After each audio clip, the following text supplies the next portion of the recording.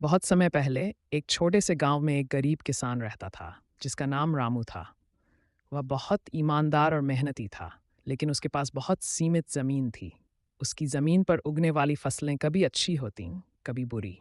रामू का सपना था कि वह एक दिन अपनी मेहनत से समृद्ध हो जाए और अपने खेतों को हरा भरा बना सके।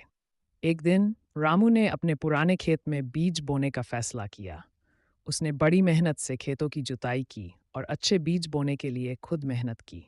लेकिन जैसे जैसे समय बीता गया, उसे एहसास हुआ कि मौसम की परिस्थितियां उसके खिलाफ थीं। बारिश बहुत कम हुई थी और खेतों में पानी की कमी हो गई थी। रामू बहुत चिंतित हो गया, लेकिन उसने हार नहीं मानी। उसने सोचा, अगर मेहनत और उम्मीद से काम करूं, तो कुछ न कुछ अच्छा होगा।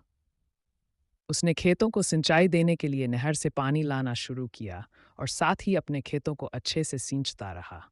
कुछ ही दिनों में उसकी मेहनत रंग लाई और धीरे धीरे उसकी फसलें हरियाली से भरने लगीं। कुछ महीनों बाद फसलें पूरी तरह से तैयार हो गई। खेतों में सरसों, गेहूं और चावल की हरी भरी फसलें लहलहा रही थीं। रामू ने अपने खेतों की ओर देखा और खुशी से उसकी आंखों में आंसू थे। उसकी मेहनत ने फल दिया था। गांव के लोग रामू की मेहनत और साहस की सराहना करने लगे। रामू ने अपनी फसल बेचने के लिए बाजार में भेजी और बहुत अच्छा मुनाफा कमाया। उस दिन रामू ने यह सीखा कि मेहनत कभी बेकार नहीं जाती। चाहे हालात जैसे भी हों, अगर आप सच्ची मेहनत करें और उम्मीद न छोड़ें, तो किसी भी मुश्किल को पार किया जा सकता है। सिख इस कहानी से हमें यह सीखने को मिलता है कि मेहनत, उम्मीद और सच्ची निष्ठा से इंसान किसी भी मुश्किल को पार कर सकता है।